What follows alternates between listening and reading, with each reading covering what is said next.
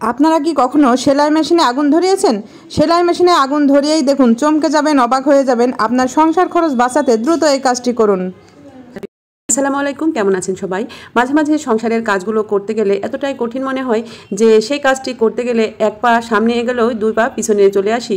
হয়তোবা ভাবি যে এই কাজটা করতে অনেক কঠিন হবে। তো আজকে আমি তেমনই কিছু কাজের সহজ টিপস নিয়ে চলে এসেছি। আশা করছি আজকের টিপসগুলো আপনাদের অনেক ভালো লাগবে। আর ভালো লাগলে অবশ্যই লাইক কমেন্ট করতে ভুলবেন না। প্রথম টিপস, এটি আমার এক আপুর রিকোয়েস্ট। এক আপু জানতে চেয়েছে যে কোনো রঙিন কাপড়ে যদি পেনের দাগ পড়ে সেটা কিভাবে উঠাবো। তো দেখুন, আমি এখানে অ্যান্ড্রিজ সিল্কের একটি পাঞ্জাবি নিয়েছি এবং পাঞ্জাবিতে আগে পেনের দাগ করে নিচ্ছি।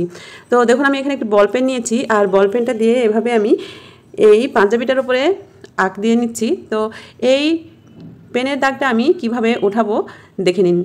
সবসময় যে সাদা কাপড়ে পেনের দাগ লাগে এমন নয়, অনেক সময় রঙিন কাপড়েও কিন্তু এভাবে পেনের দাগ লেগে যেতে পারে। তো সেটা উঠাতে আপনারা ব্যবহার করবেন হেক্সিসল। এর আগে আমি যেমন সাদা কাপড়ের পেনের দাগ ওঠানোর জন্য হেক্সিসল ব্যবহার করেছি, ঠিক তেমনি এখানেও কিন্তু হেক্সিসলই ব্যবহার করবেন। অনেকের ধারণা যে হেক্সিসল রঙিন কাপড়ে দিলে সেটার কালার নষ্ট হয়ে যাবে, কিছুই হবে না। দেওয়ার সঙ্গে সঙ্গেই কিন্তু এখানকার সব পেনের দাগ উঠে যাবে। তো আপনারা অনেকে বলতে পারেন এটা সঙ্গে সঙ্গে দেয়া বলে সঙ্গে সঙ্গে উঠে যাচ্ছে, তা নয়। যত পুরনো দাগ হোক না কেন সেটা এভাবেই সহজেই উঠবে। তো দেখুন, আমি অলরেডি কিন্তু উঠে নিয়েছি, এখানে কিন্তু কোনো আর পেনের দাগ নেই। তো এখানে আরও প্রশ্ন থাকতে পারে যে এটা সিল্কের কাপড় বলে খুব দ্রুত উঠলো, সুতি কাপড় বা গেঞ্জি কাপড়ে উঠবে না। তো সেটাও আপনাদের প্রমাণস্বরূপ আমি দেখিয়ে দিচ্ছি। দেখুন, এখানে আমি একটি টি শার্টে আঁক করে নিলাম। আঁক করে নেওয়ার পরে এটা আমি উঠাবো কিভাবে। তো আবারও দিয়ে দিচ্ছি একটু হেক্সিসল। আর হেক্সিসল দেওয়ার পরে এখানে আমি হাত দিয়ে ঘষবো না, এই হেক্সিসলের যেই ক্যাপটা রয়েছে সেই ক্যাপটা দিয়ে একটু ঘষে নিচ্ছি। তো ঘষে নিতেই দেখুন কত সহজেই এই দাগটা কিন্তু উঠে যাচ্ছে। যেহেতু এটা লাইট কালারের, তাই এই পেনের কালিটা কিন্তু ছড়িয়ে গেছে আর কালচে ভাব হয়ে গেছে। তো সেই কালচে ভাবটা কিভাবে এবার উঠাবো সেটা আপনাদের দেখিয়ে দিই। এটা আপনারা হাত দিয়ে একটু ঘষে নেবেন, নেওয়ার পরে যেভাবে নর্মাল ওয়াশ করেন সেভাবেই ওয়াশ করে নেবেন, দেখবেন এই জায়গাটা পরিষ্কার হয়ে যাবে। তো আমি সেটা আপনাদের করে দেখাচ্ছি। আমি এটা নর্মাল যেভাবে ওয়াশ করে একটু ডিটারজেন্ট পাউডার দিয়ে আমি ওয়াশ করে আপনাদের সামনে আবারও নিয়ে চলে আসছি। দেখুন, সেই কালচে কালচে ভাবটাও কিন্তু একেবারে গায়েব হয়ে গেছে। আশা করছি এই টিপসটা আপনাদের কাজে দিবে, সবাই বাসায় ট্রাই করবেন।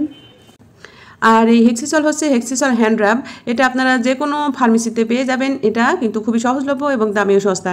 একটি হেক্সিসল আপনারা কিনে রাখবেন, দেখবেন আপনাদের বাসার অনেক সমস্যার সমাধান হয়ে যাবে। তো বাচ্চারা স্কুল গেলে স্কুল ব্যাগেও কিন্তু এরকম দাগ ফেলতে পারে, তাই আপনারা স্কুল ব্যাগও পরিষ্কার করতে পারবেন। এবার চলে যাচ্ছে দ্বিতীয় নম্বর টিপসে। মাঝে মাঝে আমরা সাদা কাপড়ে নীল ও মার দুটোই ব্যবহার করি। তো সেটা কখনোই করবেন না। নীল ও মার একসঙ্গে এভাবে ব্যবহার করলে দেখা যায় কাপড়ের গায়ে ছোপ ছোপ হয়ে নীলটা লেগে যায়, সেক্ষেত্রে কিন্তু কাপড়টা দেখতে খারাপ হয়ে যায়।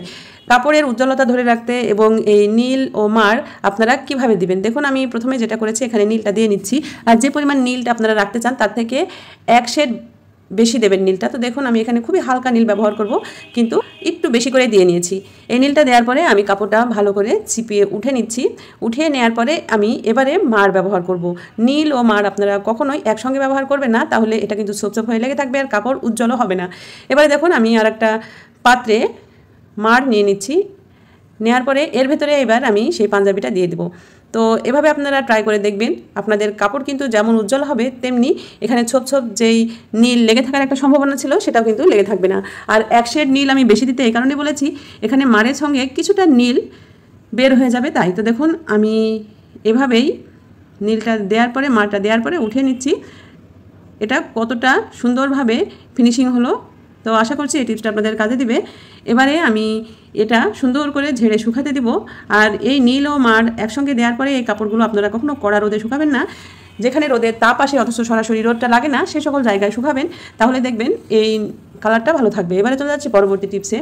বাথরুম পরিষ্কার করা কিন্তু খুবই কঠিন একটি ব্যাপার। বিশেষ করে বাথরুমের এই জয়েন্ট লাইনগুলো, কর্নারগুলো পরিষ্কার করতে গেলে কিন্তু ব্রাশের হেল্প তো নিতেই হয়, তবুও যেন এগুলো উঠতে চায় না। আর এই কর্নারের এই ময়লাগুলো তো ওঠেই না, সেক্ষেত্রে আমরা টুথব্রাশ ব্যবহার করি। টুথব্রাশ ব্যবহার করলেও কিন্তু এই কোনার ময়লাগুলো থেকে যায়। তো এটা আপনারা সহজে সমাধান করে নিতে পারবেন। দেখুন, এখানে আমি একটি পুরনো চিরুনি নিয়েছি আর একটি পুরনো মোজা নিয়েছি। পুরনো চিরুনি আর মোজা আমি এভাবে পরিয়ে নিচ্ছি, আর মোজার ভিতরে খুব সুন্দর করে চিরুনিটা পরিয়ে নেবেন। কোনো রকম হাতের স্পর্শ লাগবে না, শুধু এভাবে ধরে আপনারা এভাবে টান দিবেন। বাথরুমের এই টাইলসের কর্নারে যেই আয়রনগুলো জমা হয় সহজে কিন্তু উঠে যাবে, অল্প সময়ে আপনারা উঠিয়ে নিতে পারবেন। টুথব্রাশ দিয়ে বা অন্য ব্রাশ দিয়ে ঘষে ঘষে আপনাদের তুলতে যতটা সময় লাগবে তার থেকে অনেক কম সময়ে এটা কিন্তু উঠে যাবে। তো আমি ভিডিও করার জন্য এটা বেশিক্ষণ রাখলাম না, সঙ্গে সঙ্গেই উঠিয়ে আপনাদের দেখালাম। দেখুন কত সহজে কিন্তু এই জায়গাটা পরিষ্কার হয়ে গেল।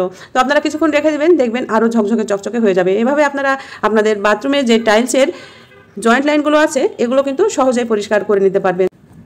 তো এবারে আমি চলে যাচ্ছি পরবর্তী টিপসে। আর এই টিপসটার জন্য অবশ্যই একটি লাইক পেতে পারি। আর ভিডিওটি যদি বেশি উপকারী মনে হয় আমার চ্যানেলে যারা আজকে নতুন, আমার চ্যানেলটি সাবস্ক্রাইব করে নিয়ে পাশে থাকা বেল বাটনের অল অপশনটি প্রেস করে দিবেন, তাহলে আমি ভিডিও ছাড়ার সঙ্গে সঙ্গে আপনার ভিডিওটি দেখে নেবেন। এবং ফেসবুক পেজ থেকে যারা ভিডিওটি দেখছেন আমার ফেসবুক পেজটি লাইক ফলো দিতে একদমই ভুলবেন না। এবারে চলে এসেছি লাস্ট টিপসে। দেখুন আমি এখানে কয়েকটা ডিম নিয়েছি, আর ডিম ফেটে গেলে তো ডিম সিদ্ধ করতে গেলে সেটা বেরিয়ে যায়। তো ডিম আপনারা কিভাবে সিদ্ধ করলে ফাটা ডিমও বের হবে না বা একটা ডিমও নষ্ট হবে না। তো দেখুন এখানে এই ডিমগুলোর ভিতরে আমি একটা ডিম নিয়েছি, সেটা হচ্ছে ফাটা। তো এই ডিমটা আমি কিভাবে সিদ্ধ করব দেখে নিন।